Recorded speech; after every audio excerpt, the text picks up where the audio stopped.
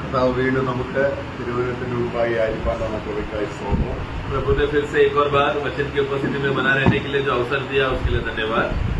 കഴിഞ്ഞ 2 മാസം പ്രവർത്തനത്തോടുള്ള വിവിധ സ്ഥലങ്ങളിലായിരുന്നു. गया 2 महीने प्रभु के सेवा के विषय में अलग अलग जगहों पर प्रभु मुझे लेकर गया। നിങ്ങള് പ്രാർത്ഥനയിൽ ഓർത്തതിനായി നന്ദിയോടെ ആ സ്നേഹത്തെ അറിയിക്കുന്നു. और आप लोग प्रार्थना में याद किया, इसके लिए मैं धन्यवाद पूर्वक आपको मैं मसीह में मैं ये बात को मैं बताना चाहता हूँ। നമുക്കിന്ന് അല്പസമയത്തെ വചനചിന്തയ്ക്കായിട്ട് 92-ാം സങ്കീർത്തനം അതിന്റെ 6-ാം വാക്യമാണ്. हम लोग आज वचन का मनन के लिए साम्स 92 से हम पढ़ेंगे। Psalms 92 verse 6। पशु समान मनुष्य इसको नहीं समझता और मूर्ख इसका विचार नहीं करता। ഓക്കെ, അവിടെ മൃഗസമാനായ മനുഷ്യൻ അത് അറിയുന്നില്ല, മൂഢൻ അത് ഗ്രഹിക്കുന്നില്ല എന്ന വചനത്തിന്റെ യാഥാർത്ഥ്യം നമുക്ക് ഗ്രഹിക്കാൻ കർത്താവ് നമ്മളെ സഹായിക്കട്ടെ. इस वचन का अर्थ का गहराई को प्रभु हमें समझने के लिए सहायता करे। അപ്പോൾ ദൈവത്തിന്റെ പ്രവൃത്തിയെയും ദൈവം നമ്മെ സ്നേഹിച്ചതും ദൈവത്തിന് നമ്മുടെ ഭാവി പദ്ധതിയെക്കുറിച്ചുള്ള ദൈവത്തിന്റെ പദ്ധതിയും നമുക്ക് തിരിച്ചറിയാൻ കഴിഞ്ഞാൽ നമ്മൾ മൂഢനല്ല, നമ്മൾ ബുദ്ധിമാനാണ് എന്നുള്ളത് വചനം നമ്മളെ ഓർമ്മിച്ചു പറഞ്ഞു. जब जो कोई व्यक्ति परमेश्वर ने हमारे मनुष्य जात के लिए किया हुआ कार्य को समझ पाता है, जान पाता है या पहचान पाता है, उसको वो मन में वो ग्रहण कर पाता है, तो ऐसा व्यक्ति वचन के अनुसार मूर्ख नहीं है।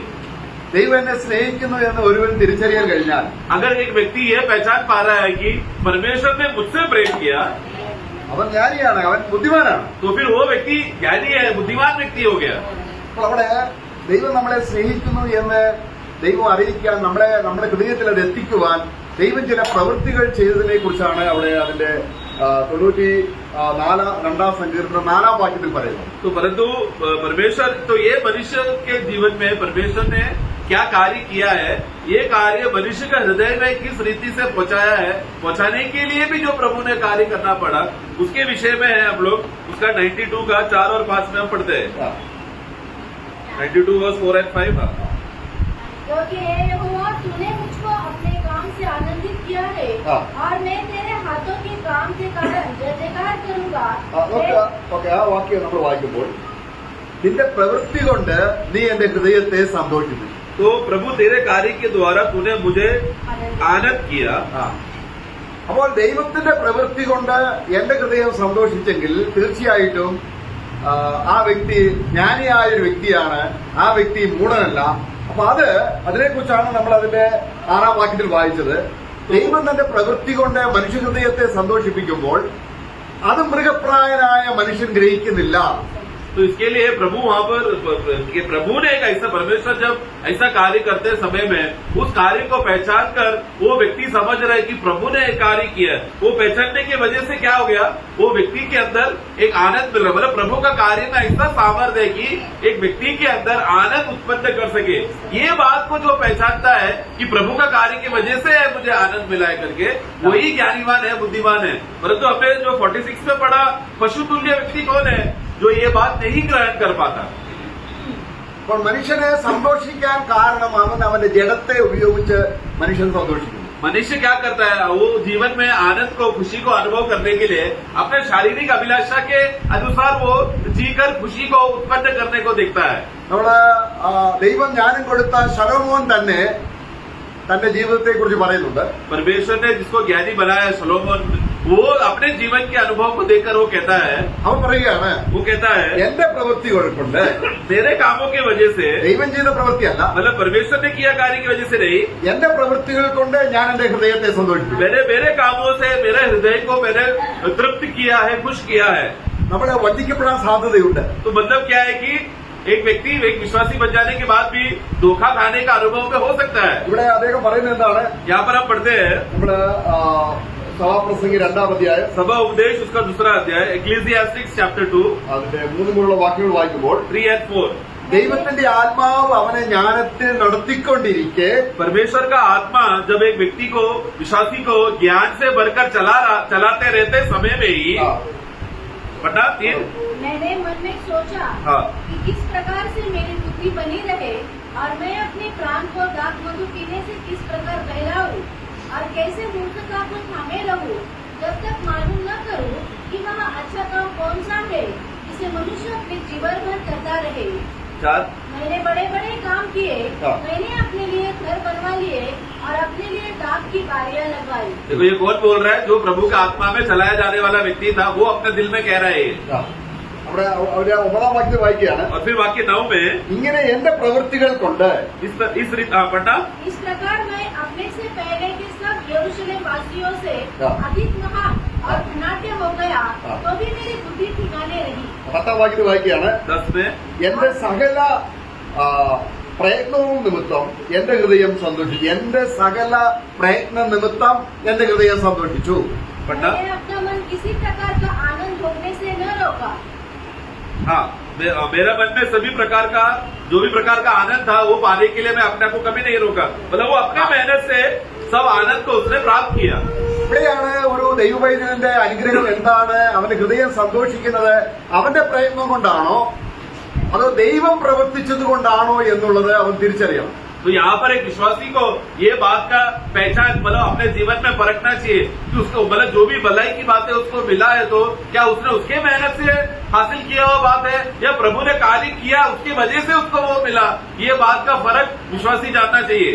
നമ്മള് എക്ലിസിയാസ്റ്റിക്സ് 2ന്റെ 10ാം വാക്യവും നമ്മളിപ്പോൾ വായിച്ച സങ്കീർത്തനം 92:4 തമ്മിൽ ബന്ധപ്പെടുത്തി വായിക്കുമ്പോൾ ഇവിടെ ഭക്തൻ പറയുകയാണ്, നിന്റെ പ്രവൃത്തികൾ കൊണ്ട് എന്റെ ഹൃദയത്തെ ഞാൻ സന്തോഷിക്കും. तो अपने जैसा सभा उपदेश एक्लेसियास्टिक्स का 2:10 में जो पढ़ा जहाँ पर प्रभु का दास वो कहता है कि मैंने मेरे काम से मेहनत करके मैं खुशी हासिल किया, परंतु उसके विपरीत है हमने भजन संहिता 92 में हमने क्या पढ़ा कि परमेश्वर के कार्यों की वजह से मैं आनंदित हो गया। അപ്പൊ ദൈവം ഒരു പ്രവൃത്തി ചെയ്തതിൽ സന്തോഷിക്കുന്നതിന് ഒരു നിത്യതയുണ്ട്. तो मतलब लेकिन प्रभु ने जो काम करने के बाद उस काम के द्वारा एक व्यक्ति को अगर आनंद मिलता है तो उसमें उस आनंद में अनंतता है। അവിടെ നമ്മള് ഈ അദ്ദേഹം തന്നെ പറയുന്നുണ്ട്, അദ്ദേഹം സലോമോൻ തന്നെ പറയുന്നുണ്ട്, सोलोमन कुछ कहता है, നമ്മളെ എക്ലിസിയാസ്റ്റിക് 3:14 വായിക്കുന്നുണ്ട്. सभा उपदेश 3:14 एक्लेसियास्टिक्स 3:14 मैं जानता हूँ कि जो कुछ परमेश्वर करता है हाँ। वह सदा स्थिर रहेगा, हाँ। न तो उसमें कुछ बढ़ाया जा सकता है हाँ। और न कुछ घटाया जा सकता है। परमेश्वर ऐसा इसलिए करता है कि लोग उसका भय माने।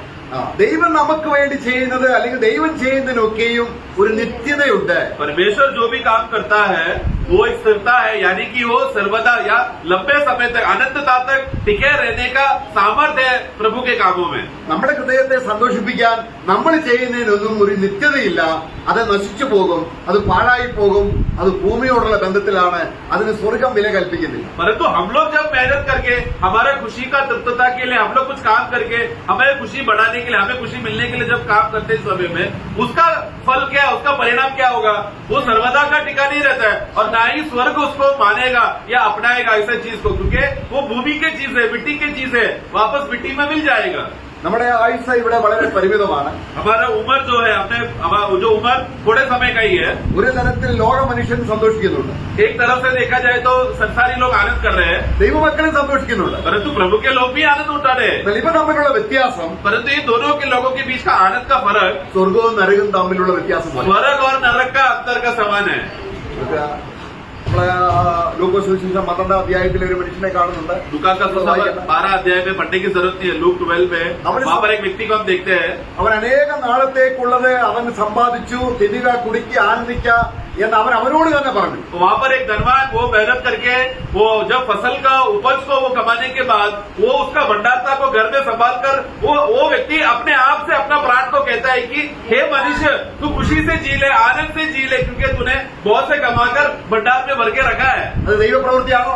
वो परमेश्वर का कार्य है क्या? ഇവിടെ വിശ്വാസി परंतु यहाँ पर विश्वासी നേർക്കാഴ്ചയിലൂടെ കാണുകയാണ്. वो अपने सही नजरिए से देखता है, എന്റെ ഹൃദയത്തിലെ സന്തോഷം मेरा हृदय का आनंद ദൈവപ്രവൃത്തിയാണോ परमेश्वर का कार्य की वजह से है क्या, അതോ എന്റെ സ്വന്തം പ്രവൃത്തിയാണോ? या फिर मैंने कुछ मेहनत करके कार्य उत्पन्न किया उसके वजह से है क्या?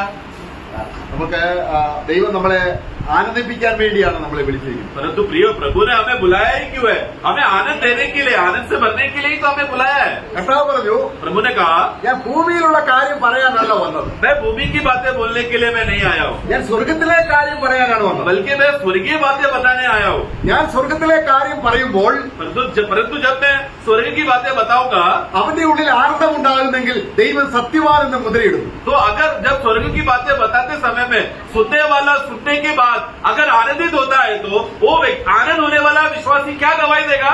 परमेश्वर सत्य है, ऐसा मोहर उसमें लग जाता है. അപ്പോൾ നമുക്ക് നിത്യമായ സന്തോഷത്തിന്റെ വഴികളാണ് നമുക്ക് വേണ്ടി ദൈവം ചെയ്തിരിക്കുന്നത്. इसलिए अनंत काल तक का में टिके रहने वाला आनंद का काम है प्रभु ने हमारे लिए करके रखा है. ഇവിടെ നമ്മൾ സന്തോഷിക്കണം. तो इसलिए लक्ष्य क्या है परमेश्वर का? कि इधर हम लोग प्रभु में आनंदित रहना चाहिए. എന്നാൽ ഏത് വിഷയത്തിലാണ് എന്നുള്ളതാണ് നമ്മൾ തീർച്ചയായിട്ടും തിരിച്ചറിഞ്ഞ് ആത്മാവിന്റെ സഹായത്തോടെ നമ്മൾ സന്തോഷിക്കുക. परंतु आनंद का पीछे का कारण क्या होना है करके ये पवित्र आत्मा के मदद से एक विश्वासी परख कर, जांच कर, समझ कर उसी पहचान में प्रभु में आनंदित हो रहा है कि नहीं करके जांचना है. നമ്മളത് ആത്മാവ് വെളിപ്പെടുത്തുമ്പോൾ जब पवित्र आत्मा प्रकट करेगा നമുക്ക് വെറുതെ ഇരിക്കാൻ കഴിയില്ല. तो हम लोग ऐसी शांत बैठने नहीं हो पाएगा, നമുക്ക് സന്തോഷം ഉണ്ടാവും. हमारे अंदर आनंद उमड़ेगा. അറിയാതിരിക്കുമ്പോൾ परंतु जब अनजान रहते हैं നമുക്ക് ദുഃഖം ഉണ്ടാകും. तो फिर संसार के हालत में हम दुखी हो जाते हैं. നമുക്ക് യേശുവിന്റെ അമ്മ മറിയയെ കുറിച്ച് തന്നെ നോക്കാം. यीशु का माँ का मरियम को हम जब देखे तो മറിയയ്ക്ക് കർത്താവിന്റെ ദൂതൻ കൽപ്പന കൊടുത്തു, जब स्वर्गदूत ने आकर मरियम से कहा എന്താണ്, നിനക്ക് ഒരു മകൻ ജനിക്കും. तुझे एक पुत्र जन्मेगा. എന്നാൽ മറിയയ്ക്കുണ്ടായ ഈ സന്തോഷം परंतु मरियम के अंदर जो हुआ हुआ आनंद അവിടെ അത്രയും പ്രകടമായി കാണുന്നില്ല. ദൂതൻ സംസാരിച്ചപ്പോൾ പ്രകടമായി കാണുന്നില്ല. मरियम को आनंद हुआ करके वो उस बात का भावना का वो मरियम के अंदर तभी प्रकट नहीं हो रहा. എന്നാൽ അവള് എലിസബത്തിന്റെ അടുക്ക ചെല്ലുമ്പോൾ परंतु जब वो एलिजाबेथ के घर पे गई, നമ്മള് ലൂക്കോസ് സുവിശേഷം 1-ാം അധ്യായം അതിന് 39 മുതലുള്ള വാക്യം അങ്ങനെ കിടക്കുകയാണ്, നമ്മളത് വായിക്കണ്ട, നമുക്കറിയാം. लूका का पुस्तक उसका 1 से लूक चैप्टर 139 से पढ़ते समय में वो पढ़ना जरूरत नहीं है. हाँ. परंतु वहाँ पर हम सब पढ़ते समय में ऊपर बैकग्राउंड में हम देखते हैं സെക്രിയാവിന്റെ വീട്ടിലെത്തി എലിസബത്തിനെ വന്ദിച്ചു. जब वो सक्रिया के घर पे पहुंचा तो वो तुरंत वो एलिजाबेथ को वो नमस्कार किया या उसको स्वीकारा. അപ്പൊ एलिजाबेथ ने उसको എലിസബത്തിന്റെ स्वीकारा. വന്ദനം, तो मतलब 40 में एलिजाबेथ ने उसको स्वीकारा. മറിയയുടെ വന്ദനം मतलब मरियम आई है करके जब जानने के बाद എലിസബത്ത് കേട്ടപ്പോൾ एलिजाबेथ जब सुनी, നമ്മളത് 1-ാം വാക്യത്തിലുണ്ട്, उसका 1 से 39 से पढ़ते समय में है, 41 में आप पढ़ते हैं. പിള്ള അവളുടെ ഗർഭത്തിൽ തുള്ളി. 41 पढ़ना. क्योंकि एलिशिबा ने मरियम का नमस्कार सुना, हाँ. क्योंकि बच्चा उसके पेट में उछला. तो देखो बच्चा, तो वो समाचार कि जब मरियम घर पे आई है करके वो समाचार जब एलिजाबेथ ने सुना तो हाँ. एलिजाबेथ के पेट के अंदर का बच्चा क्या हो गया? उछलने लगा. Praise the Lord. मैं അത് എത്രയോ ആനന്ദകരമായ കാര്യമാണ്. इतना आनंद की बात है ना. അപ്പോൾ അവിടെ തുടർന്ന് നടക്കുന്ന കാര്യങ്ങൾ നമ്മൾ വായിക്കുമ്പോൾ और नीचे नीचे पढ़ते समय में അവിടെ എലിസബത്ത് उसके बाद एलिजाबेथ പരിശുദ്ധാത്മാവ് നിറഞ്ഞവളായി. वो उसका 41 का आखिरी में हम पढ़ते हैं कि बाद में एलिजाबेथ पवित्र आत्मा से भर गई.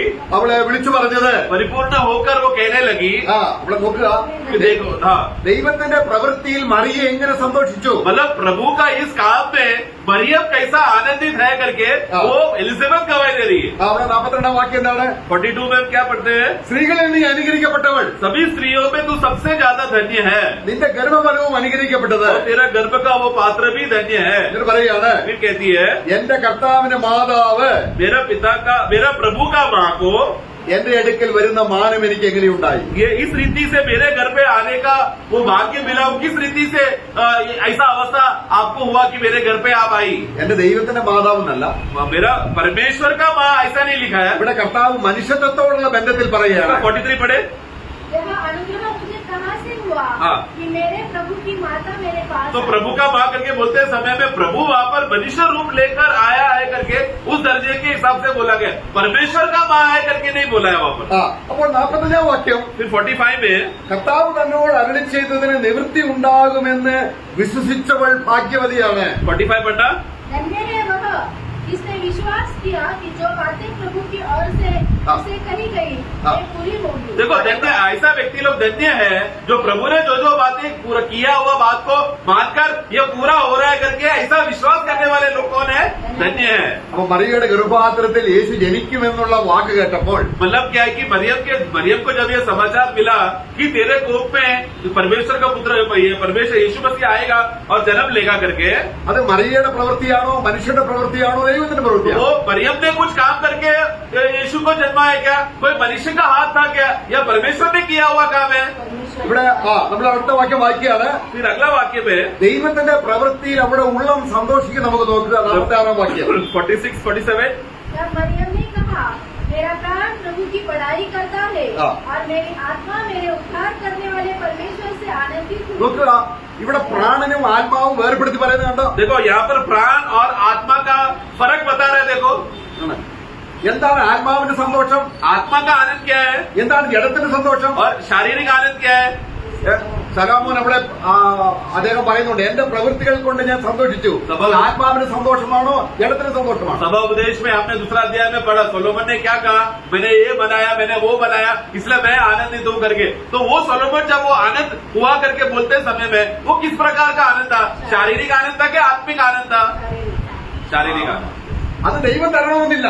तो मतलब ऐसा शारीरिक आनंद मिलने के लिए जरूरी नहीं कि परमेश्वर देगा तो भी वो परमेश्वर देना चाहिए करके। शारीरिक आनंद अपना मेहनत से भी हम लोग प्राप्त कर सकते हैं। എന്നാൽ മറിയയെ തെരഞ്ഞെടുത്തത് परंतु मरियम को चुन लिया जाना അത് ദൈവത്തിന്റെ പ്രവൃത്തിയാണ്. ये परमेश्वर का काम है മറിയ അതിൽ സന്തോഷിച്ചു. और ये परमेश्वर उसको चुना है करके ये बात जब मरियम जानी तो मरियम आनंदित हो गई അവിടെ ദേഹി കൊണ്ടും उसका प्राण से മനുഷ്യ ആത്മാവ് കൊണ്ടും സന്തോഷിച്ചു. और उसका मनुष्य आत्मा से वो आनंद करके प्रभु को धन्यवाद दे रहा है। യേശു കർത്താവ് നമ്മൾ ജനിച്ചില്ലേ? यीशु मसीह हमें जन्म लिया कि नहीं? ദൈവത്തിന്റെ പ്രവൃത്തിയല്ലേ? क्या ये परमेश्वर का काम नहीं है क्या? അത് ഓർത്ത് നമുക്ക് സന്തോഷമുണ്ടോ? क्या ये बात का ग्रहण कर मनन करते समय में आनंदित होता है क्या? നമ്മളൊരു 100 പ്രാർത്ഥനാ വിഷയങ്ങളും കൊണ്ടുവരുക. हम तो प्रार्थना करने के टाइम क्या करते हैं? सब प्रकार का अलग अलग विषय लेकर आते हैं, ये चाहिए वो चाहिए ये तो वो तो बोल के प्रार्थना करते हैं। പ്രാർത്ഥന കേട്ടാ സന്തോഷം, प्रार्थना सुन लिया तो आनंद है, പ്രാർത്ഥന കേട്ടില്ലേ ദുഃഖം. प्रार्थना सुना नहीं तो दुख हो जाते हैं। ഇവിടെ മറിയ പറയാണ്, परंतु यहाँ पर मरियम कहती है എന്നിൽ കർത്താവ് ജനിക്കുന്നു എന്നുള്ളത് എന്റെ ആത്മാവ് കൊണ്ട് ഞാൻ ഘോഷിച്ചുല്ലസിക്കുന്നു. എന്റെ ദേഹി കൊണ്ട് ഞാൻ എന്ത് ചെയ്യുന്നു? സന്തോഷിക്കുന്നു. मुझ जैसा दासी को 48 में परमेश्वर को ये भाया कि मुझ जैसा दासी को चुना कि परमेश्वर का जन्म हो। ये बात को सुनकर मेरा प्राण क्या करता है? परमेश्वर का महिमा करता है और मेरा आत्मा इस परमेश्वर का उद्धार में आनंदित होता है। ഇവിടെ ഏറ്റവും വലിയ അനുഗ്രഹം ക്രിസ്തു നമ്മളിൽ വന്നതാണ്. इसलिए सबसे बड़ा आशीष इस बात पर है कि प्रभु को भाया कि हमारे अंदर वो आए।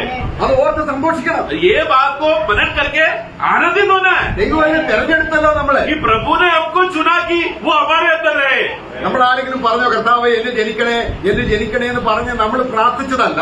आप लोग में से कितने लोगों ने ऐसा प्रार्थना की, अपेक्षा की, हे प्रभु प्लीज मेरे अंदर आओ, मेरे अंदर जन्म लो, मेरे अंदर वास करो बोलकर कितने लोगों ने ऐसा करके हुआ नहीं है। ये ദൈവത്തിന്റെ മുന്നറിവിനനുസരിച്ച് बल्कि परमेश्वर का पूर्व ज्ञान के अनुसार അവൻ സത്യത്തിന്റെ ഫലമായ ആത്മാവിൽ നമ്മളെ വീണ്ടും ജനിപ്പിച്ചു. सत्य का आत्मा का फल के द्वारा हमारा नया जन्म हुआ। ആ, അപ്പോൾ ക്രിസ്തു നമ്മൾ ജനിച്ചാൽ इस रीति से प्रभु मसीह अगर जब हमारे अंदर जन्म लेते समय में അത് ദൈവത്തിന്റെ പ്രവൃത്തിയാണ്. ये संपूर्ण रीति से परमेश्वर की ओर से कार्य है। അവന്റെ പ്രവൃത്തികൾ കൊണ്ട് എന്നെ സന്തോഷവാനാക്കി. इस काम के द्वारा परमेश्वर के इस कार्य के द्वारा मैं आनंदित हो गए, हम आनंदित हो गए। ഇതിന് സ്വർഗം സാക്ഷി നിൽക്കുന്നതാണ് ഈ സന്തോഷം. और ये आनंद का गवाही है स्वर्ग इसका इस विषय में गवाही देता है। മുടിയനായ പുത്രൻ തിരിച്ച് പിതാവിന്റെ അടുക്കലേക്ക് വന്നപ്പോൾ जब वो उड़ाव पुत्र वापस लौट कर आया, ആർക്കാണ് സന്തോഷം? आनंद किसका हुआ? സ്വർഗത്തിലാണ് സന്തോഷം. स्वर्ग में आनंदित हुआ, पिता बहुत आनंदित हुआ। അതെ, മാനസാന്തരപ്പെടുന്ന ഒരു പാപിയെ ചൊല്ലി इसके लिए प्रभु कहता है कि एक मन फिराने वाला पापी मन फिरा के आता है അത് സ്വർഗത്തിന്റെ സന്തോഷമാണ്. तो ऐसा आनंद स्वर्ग में होता है। അത് നമ്മുടെ സന്തോഷവും സ്വർഗത്തിലെ സന്തോഷവും ഒന്നായി ചേർക്കുന്നതാണ് ദൈവത്തിന്റെ പ്രവൃത്തി. प्रभु का काम का खासियत क्या है कि हमारा आनंद और स्वर्ग का आनंद समान रहने वाला कार्य है ये प्रभु का काम। നമ്മൾ എഫീസ ലേഖനം 1:10 വായിക്കുന്നുണ്ട്. तो 1 का 10 में हम पढ़ते हैं Ephesians 1:10 സ്വർഗത്തിലുള്ളതും ഭൂമിയിലുള്ളതും ഒന്നായി ചേർക്ക എന്ന കാലസമ്പൂർണ്ണ വ്യവസ്ഥ കൊണ്ട് ദൈവം ക്രിസ്തുവിൽ നമ്മളെ അനുഗ്രഹിച്ചിരിക്കുകയാണ്. 1:10 पढ़ेंगे। समयों के पूरे होने का ऐसा प्रबंध हो हाँ। जो कुछ स्वर्ग में है हाँ। और जो कुछ पृथ्वी पर है हाँ। सब कुछ वह मसीह में एकत्र करे। तो समय का हाँ। पूर्णता में स्वर्ग और भूमि में की बातों को मसीह में एक करे। കർത്താവായ യേശു ജനിച്ചപ്പോൾ प्रभु यीशु मसीह जब जन्मा, ദൂതന്മാർ പാടി स्वर्गदूत लोग स्वर्ग में आनंद किया, സർവ്വജനത്തിനും ഉണ്ടാകാനുള്ള മഹാസന്തോഷം. सभी मनुष्य जात को मिलने वाला खुशखबरी।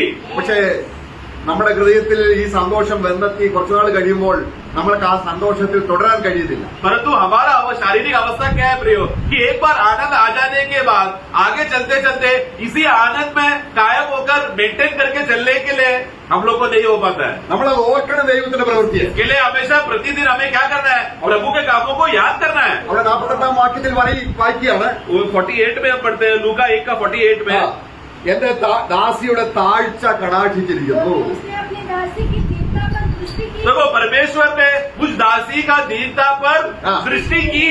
നോക്കുക, देखना, കർത്താവ് നമ്മളിൽ വന്നപ്പോൾ प्रभु जब हमारे अंदर आएगा तो നമ്മൾക്ക് ഇനി താഴ്ചയുള്ളവരല്ല.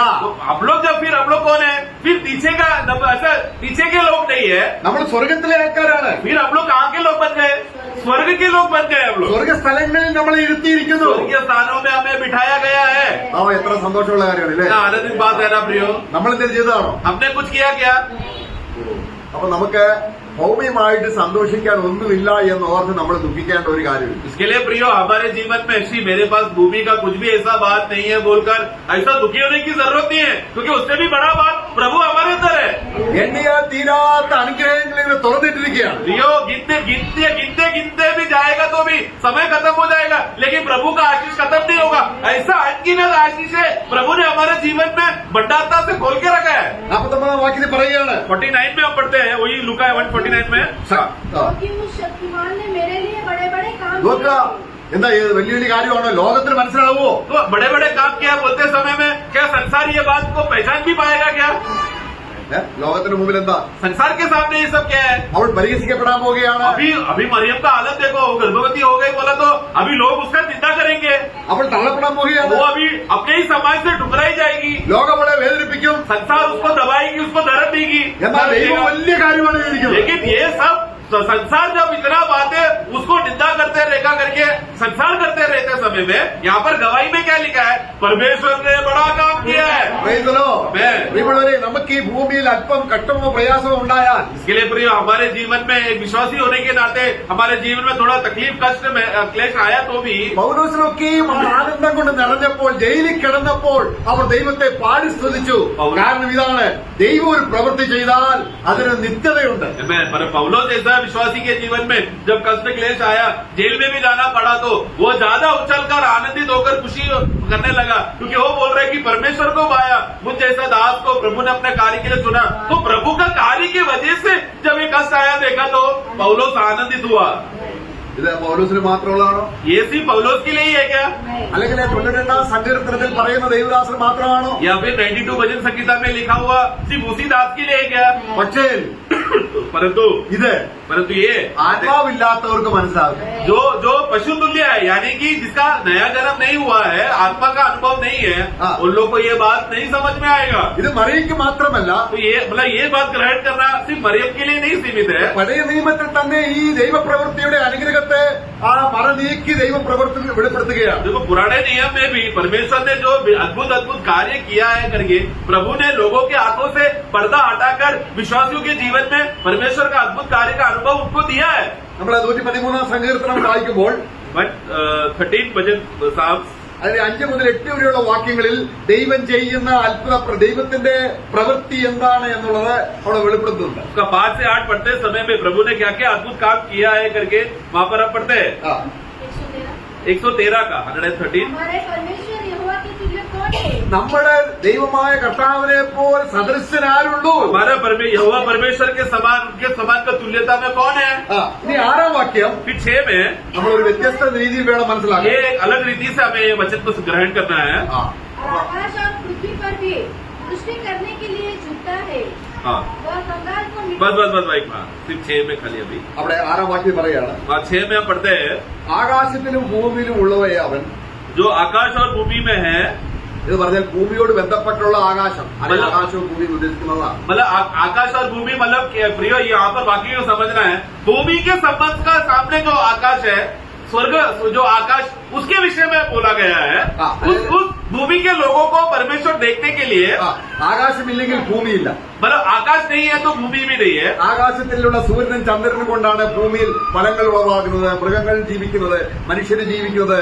നമുക്ക് ജീവിക്കാനുള്ള എല്ലാ സാധ്യതകളും ആ സൂര്യകിരണങ്ങൾ കൊണ്ടാണ്. तो आकाश में रहने वाले सूरज से है. हम जानते हैं कि पूरा जो भूमि को, धरती को उसका उपज, उसका ऊर्जा मिलता है, जिसके वजह से अनाज उगता है, खेती उगता है और मनुष्य और बाकी पशु अन्य जीविया उस फसल से जीता है. അപ്പോൾ ഈ താഴെ നോക്കുമ്പോൾ तो जब परमेश्वर जब देखते समय में नीचे അവൻ ചില എളിയവരെ കാണുന്നു. അതിന് 7-ാം വാക്യത്തിൽ वो कुछ दीन लोगों को, नम्र लोगों को देखता है जो मिट्टी में है करके. बाकी साथ में हम पढ़ते हैं. 7-ാം വാക്യം അവൻ ആരെ കാണുന്നത്? साथ में पढ़ना.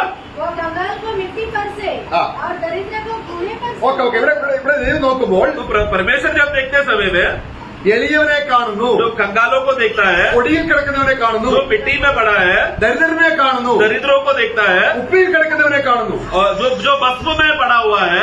അപ്പൊ അവർക്ക് വേണ്ടി ദൈവം എന്തിനു ചെയ്യണ്ടേ? ऐसे लोगों के लिए परमेश्वर कुछ करना चाहिए कि नहीं? അതിനെന്ത് ചെയ്യണം? इसके लिए प्रभु ने क्या किया? അങ്ങനെയാണ് 6-ാം വാക്യത്തിൽ उसमें ही, उसने 6 का वाक्य में ही वो लिखा है. ദൈവം കുനിഞ്ഞു നോക്കുന്നു എന്നല്ല, वो हिंदी में पढ़ा कि परमेश्वर झुक के देखता है करके, परंतु वैसा नहीं है. वो അവൻ അവനെ തന്നെ താഴ്ത്തിക്കൊണ്ടുവന്നു എന്നാണ്. He humbles himself, ऐसे अंग्रेजी में लिखा है. हाँ। He humbles himself, मतलब परमेश्वर ने जो मिट्टी में रहने वालों को हाँ। बचाने के लिए हाँ। उसने खुद को, परमेश्वर ने अपने आप को झुकाकर हाँ। वो आया. Praise the Lord. ये है प्रभु का सबसे बड़ा कार्य. ഫിലിപ്പിയ ലേഖനം 2-ാം അധ്യായം എന്താണ്? फिलिपियों का पुस्तक 2 अध्याय में, फिलिपियंस 2 में हम क्या पढ़ते हैं? ദൈവത്തോട് തുല്യനായവൻ परमेश्वर से जो तुल्य था, തന്നെത്താൻ താഴ്ത്തി, अपने आप को नम्र किया. തന്നെത്താൻ അവനെ എന്താക്കി? എത്തി, उसने अपने आप को खाली करके दास बनकर आया, ദാസരൂപം എടുത്തു. गुलाम बन गया. അത് ദൈവത്തിന്റെ വലിയ പ്രവൃത്തിയാണ്. ये काम, कि परमेश्वर नम्र होना, परमेश्वर झुककर मनुष्य बन जाना, ये परमेश्वर के सामने एक बहुत बड़ा काम है, वीर्य काम है. കുപ്പിയിൽ കിടക്കുക എന്ന് പറഞ്ഞാൽ जो भस्म में पड़े हैं, मतलब പാപത്തിൽ കുളിച്ചു കിടക്കുക.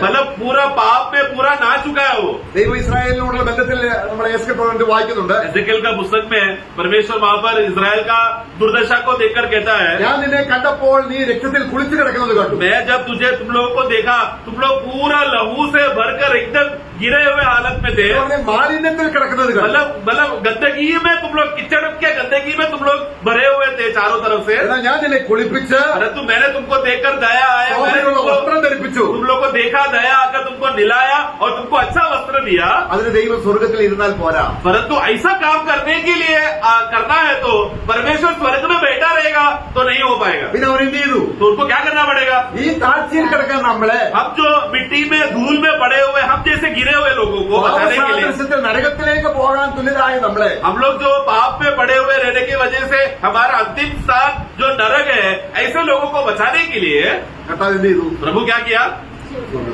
वो स्वर्ग से उतर कर आया, अपने आप को नम्र कर उतर कर आया. അത് നമ്മുടെ ഹൃദയത്തെ സന്തോഷിപ്പിക്കുന്നില്ലേ?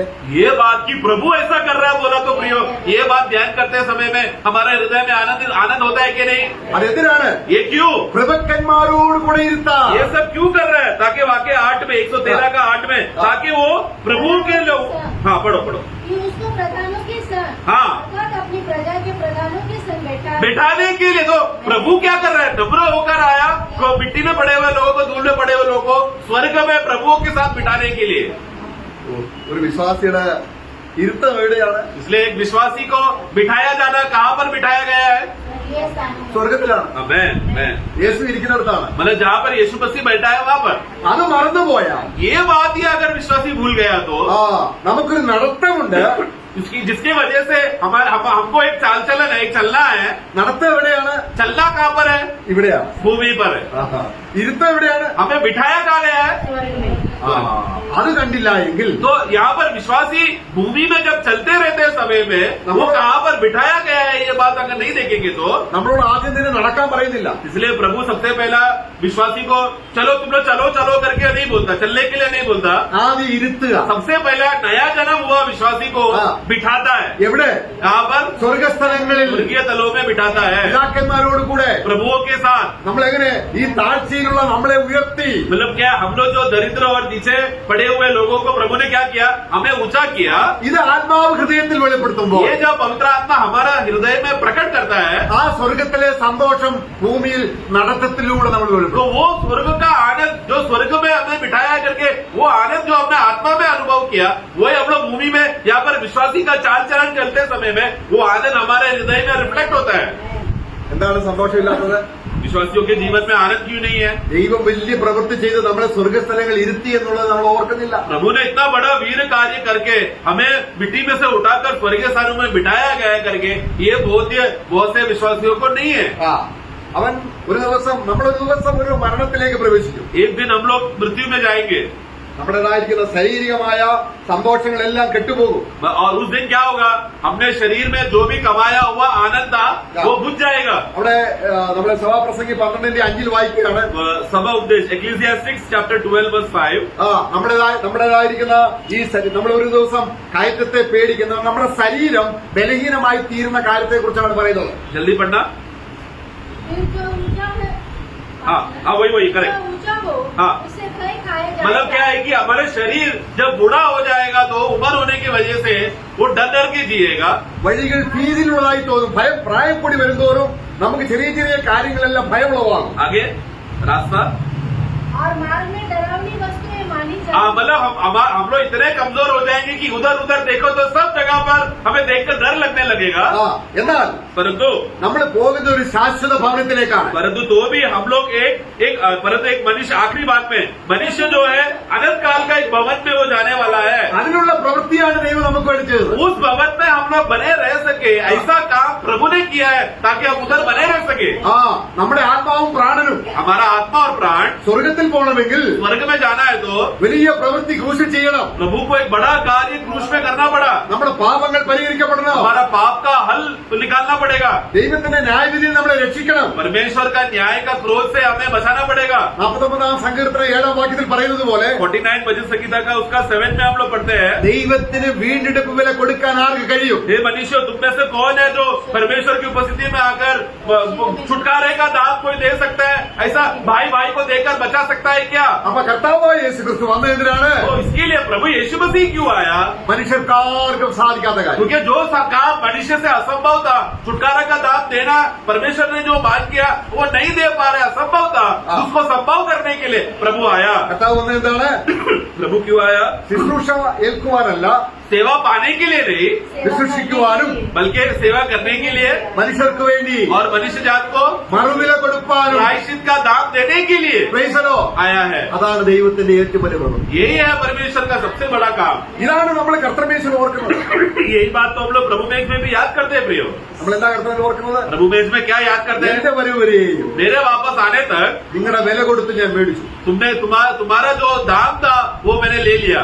നമ്മുടെ ശരീരം മണ്ണിലേക്ക് ചേരും. अभी हमारा शरीर क्या हो जाएगा?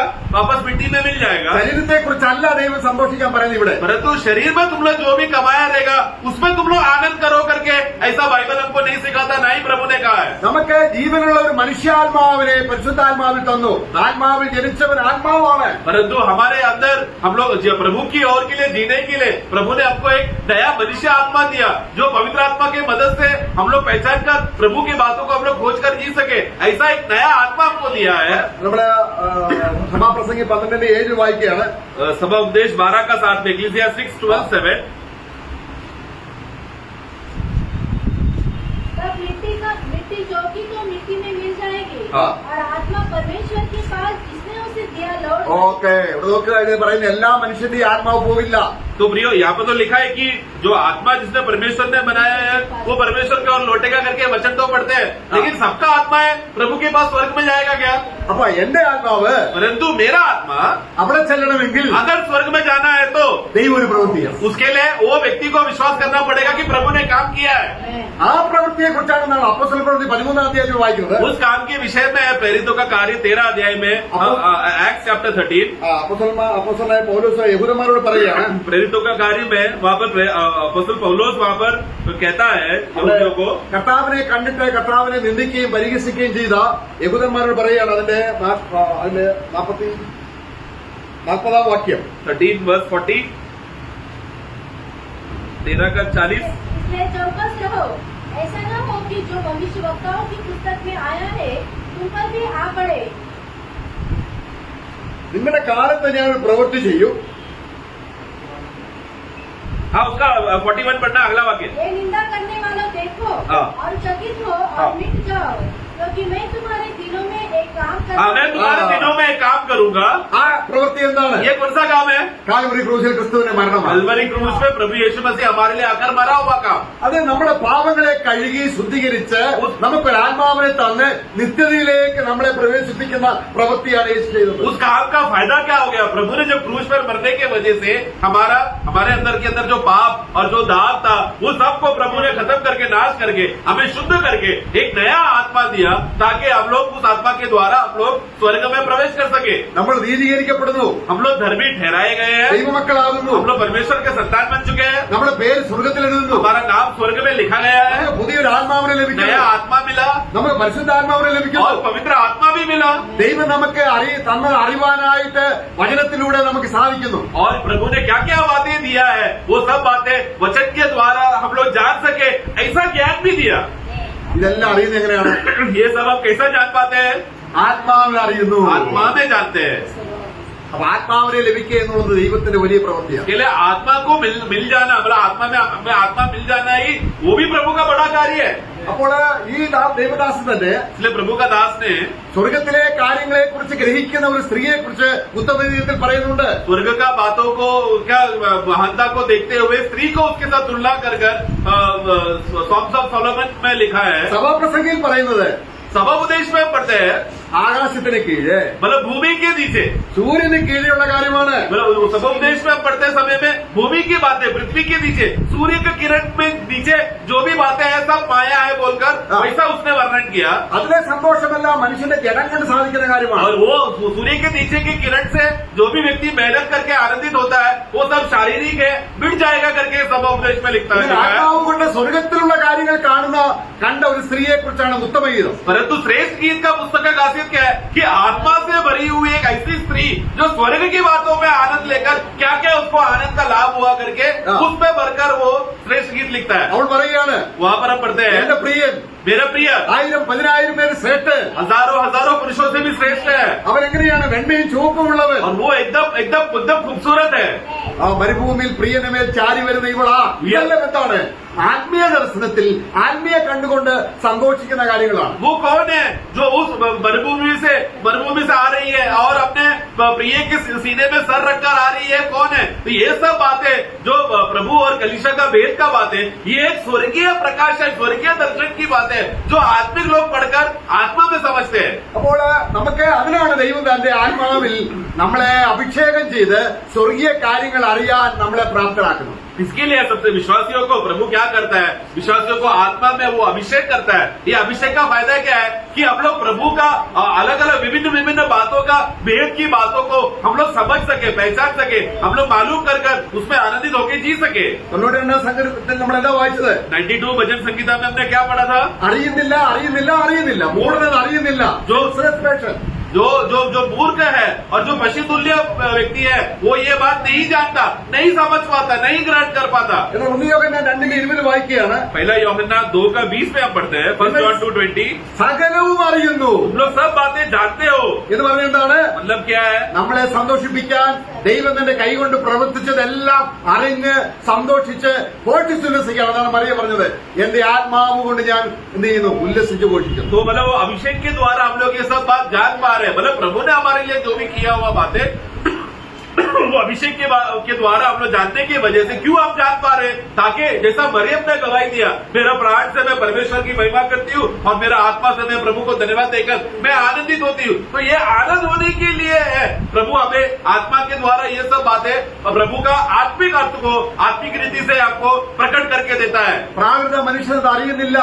स्वाभाविक मनुष्य ये सब बातें नहीं जान पाता, नहीं पहचान पाता।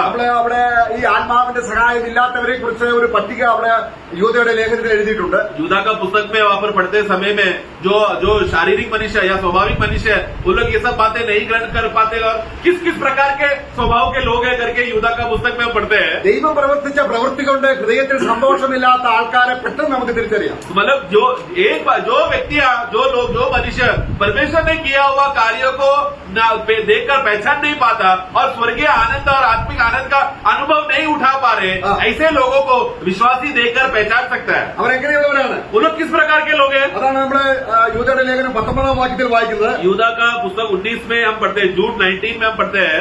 അവർ ഭിന്നത ഉണ്ടാക്കുന്നവരാണ്, वो लोग फूट लगाने वाले लोग हैं, പ്രാകൃതന്മാരാണ്, वो लोग शारीरिक है ആത്മാവില്ലാത്തവരാണ്, और बिना आत्मा के हैं. അവർ പിറുവിറുപ്പുകാരാണ്. वो लोग कुड़कुट करते हैं എപ്പോഴും തങ്ങളുടെ സ്ഥിതിയെ കുറിച്ച് ആവലാതി പറഞ്ഞുകൊണ്ടിരിക്കും. और अरे मेरे साथ ऐसा हुआ करके बोलकर शिकायत करते रहते हैं. സ്വന്തം മോഹങ്ങൾക്കനുസരിച്ച് ജീവിക്കും. अपना स्वयं मोह का अभिलाषाओं में भरकर जीने वाले लोग കാര്യസാധ്യത്തിനായി മുഖസ്തുതി പറയും. और लोगों का फायदे के लिए 16 वाक्य अपना कुछ भी फायदा होने के लिए वो लोग क्या करते हैं, लोगों के सामने चिकनी चुपड़ी बातें बोलकर लोगों के लिए भलाई उन लोगों के तरस खाने के लिए झूठा अच्छा बातें बोलेगा.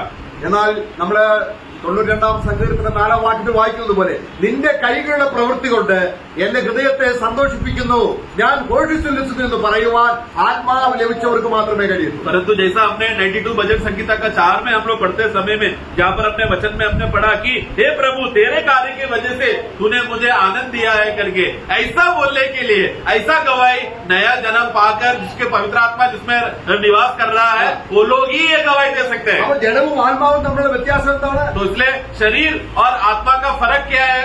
ജഡമെന്ന് പറഞ്ഞാൽ എന്താണ്? शारीरिक प्रकृति मतलब क्या? നശിച്ചു പോകുന്നത്, नाशवान होने वाली बात है, ചത്തത്, जो मरा हुआ है, ജീവനില്ലാത്തത്. जिसमें जीवन नहीं है. അതുകൊണ്ടാണ് കർത്താവ് പറഞ്ഞു, इसलिए प्रभु ने कहा ദൈവം ആരാണ്? परमेश्वर कौन है?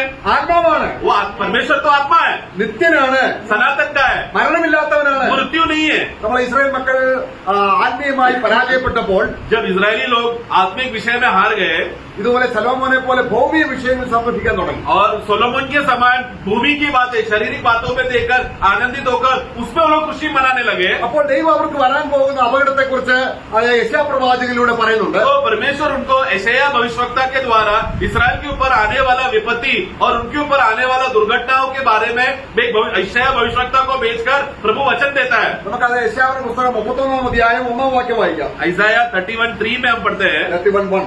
31:1 आए उनका जो सहायता पाने के लिए मिस्र को जाते हैं हाँ। और घोड़ों का आसरा करते हैं, हाँ। जो रथों पर भरोसा रखते जो कि वे बहुत है और सवारों पर जो कि वे अति बलवान है, पर इसराइल के पवित्र की ओर दृष्टि नहीं करते और न यहोवा की खोज करते हैं. അപ്പോൾ നോക്കുക, കുതിരകളിൽ മനസ്സൂന്നി, जो घोड़ों पर रथों पर मन रखता है भरोसा करता है. മനുഷ്യന്റെ സ്വയം ജഡത്തിൽ ആശ്രയിക്കുന്ന വിഷയമാണ്. मतलब क्या कि मनुष्य अपने काबिलता से जो उसने वैज्ञानिक करके उत्पन्न किया हुआ वो सब बातों में आश्रय करने वाला मनुष्य वो सब बातों को चाहता है. അവന്റെ സ്വന്തം ജഡത്തിൽ, സ്വന്തം ബലത്തിൽ, സ്വന്തം ജ്ഞാനത്തിൽ, സ്വന്തം വിവേകത്തിൽ, സ്വന്തം വിദ്യാഭ്യാസത്തിൽ, സ്വന്തമായ ധനത്തിൽ ആശ്രയിച്ച് അവന് ആ നിലയിൽ ദൈവത്തെ വിട്ടുപോകുന്ന ഇസ്രായേൽ മക്കളോട് ദൈവം കൊടുക്കുന്ന ഒരു വാണിംഗ് ആണ്. तो ये घुड़सवार जो बहुत शक्तिशाली सामर्थ्य करके शब्द देखो, मतलब क्या है, ये लोग वो लोग हैं जो अपना बुद्धि, अपना ज्ञान, अपना अक्ल, अपना टैलेंट, अपना हुनर, ये सब बातों को लोग में मजबूत कर मैं कुछ शक्तिशाली हूँ, मैं कर सकता हूँ बोलकर प्रभु पर आश्रय छोड़कर अपना काबिलता पर भरोसा करके जीने वाला अवस्था में इजराइल यहाँ पर पहुंच गया. കുതിരകൾ ഉള്ളത് കൊണ്ട് സന്തോഷമാണ് അവർക്ക്. मतलब उन लोग में घोड़ा अगर ज्यादा है तो उनको बहुत आनंद है. രഥം അനുമതി ഉള്ളത് കൊണ്ട് സന്തോഷമാണ്. वो लोग अच्छे घुड़सवार और घोड़ों का रथ बना पा रहा है तो उन लोगों को बहुत खुशी है. കുതിര സേവകർ ബലവാന്മാരായതുകൊണ്ട് സന്തോഷമാണ്. घुड़सवार लोग बहुत ही बलवान है क्योंकि ट्रेन करके वो लोग बलवान हो गए. ये सुनकर वो ये है बोला तो उनके सेना में बोला तो खुशी हो गया. ദൈവം അവർക്ക് കൊടുക്കുന്ന വാണി കൊടുക്കുന്നു. तो अभी प्रभु उनके ऊपर आने वाला विपत्ति को देखकर प्रभु कहता है, 31 3 വാക്യം വായിക്കുമ്പോൾ उसका 3 पढ़ना. मिस्री लोग ईश्वर नहीं मनुष्य ही है हाँ। और उनके घोड़े आत्मा नहीं मांस ही है. നോക്ക്, ദൈവമല്ല, मतलब परमेश्वर नहीं है.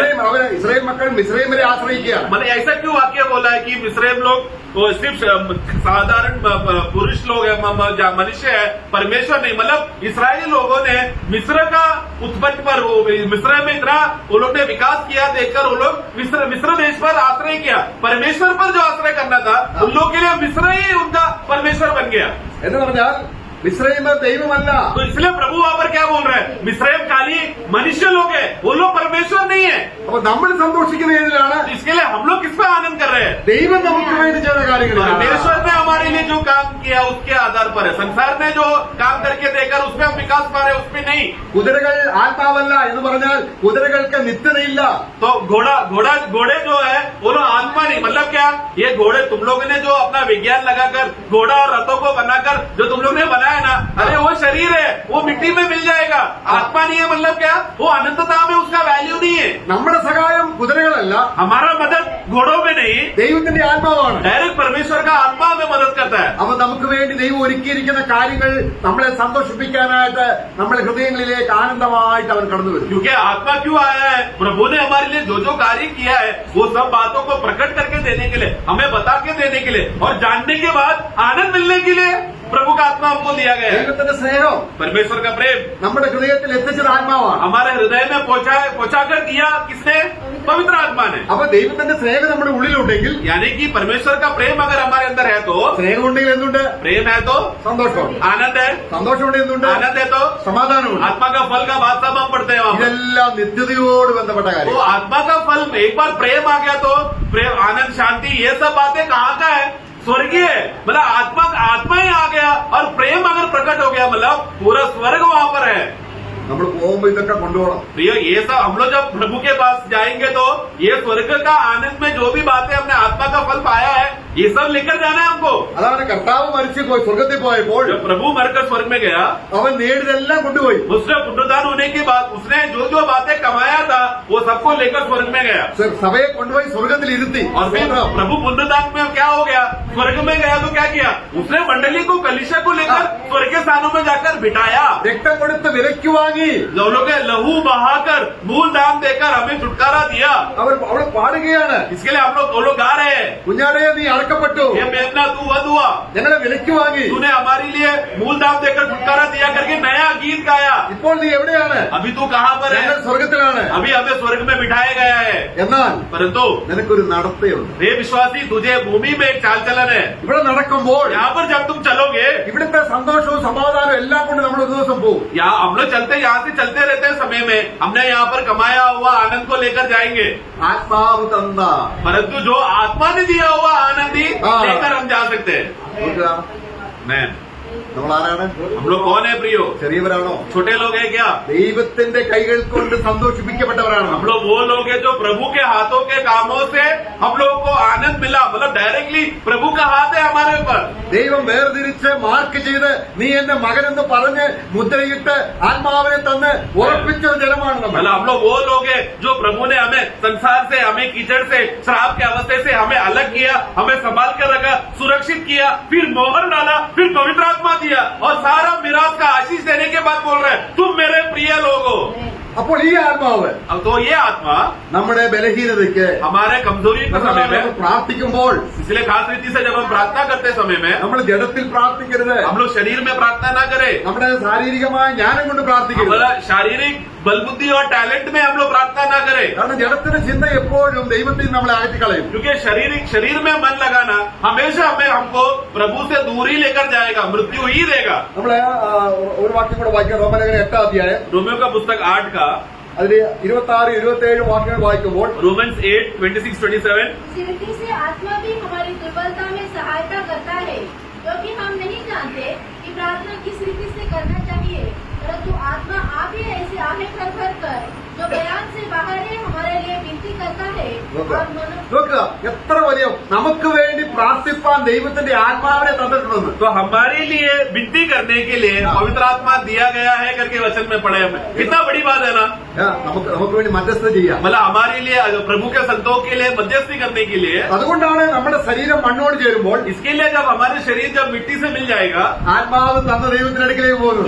जिनको प्रभु ने आत्मा दिया था वो लोग कब कहाँ जाएंगे, जिस प्रभु ने आत्मा दिया उस प्रभु के पास वापस जाएगा। എന്നാൽ ആത്മാവിനനുസരിച്ചാണോ ജഡത്തിലാണോ ആത്മാവിലാണോ പ്രാർത്ഥിക്കുന്നതെന്ന് ഹൃദയത്തെ പരിശോധിക്കുന്നു ദൈവം. परंतु परमेश्वर कौन है, जो जांचता है, 27 में जो जांचने वाला, परखने वाला, क्या जांचता है कि हे विश्वासी, तू विश्वासी बन जाने के बाद तू तेरे स्वयं के शारीरिक काबिलता में तू प्रार्थना कर रहा है या पवित्र आत्मा में तू प्रार्थना कर रहा है, ये ऐसा ही परमेश्वर जांचता है।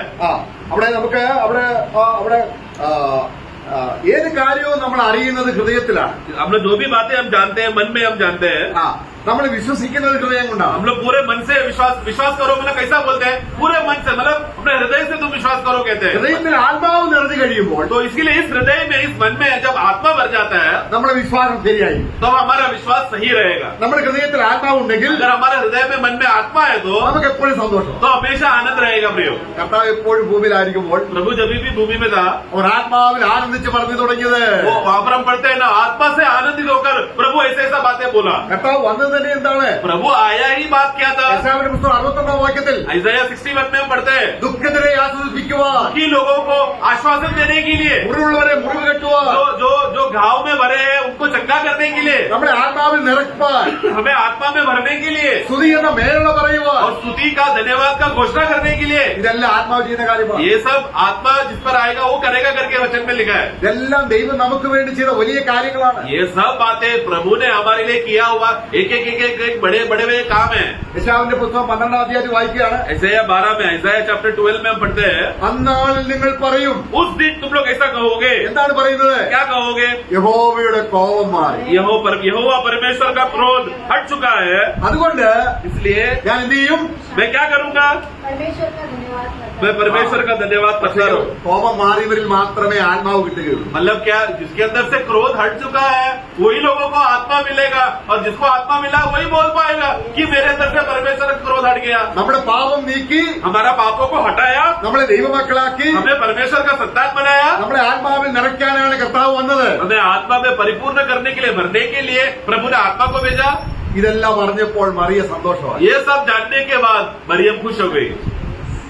മറിയയ്ക്ക് ഗർഭപാത്രത്തിൽ യേശുവിനെ വഹിക്കുന്നത് മാത്രമല്ല അവൾ കണ്ടത്. मतलब मरियम सी, मैं परमेश्वर ने मुझे चुना कि मेरा गर्भ छूट जाए, सी वो बात पर नहीं थी आनंद वो, പിന്നെന്താണ്? बल्कि उसका असली आनंद क्या था? അവളുടെ രക്ഷകനായി. उसका उद्धार करता, ഓ പ്രൈസ് ദി ലോർഡ്. उसका उद्धार करता जन्म लिया, तो उसके लिए वो आनंदित हो गई.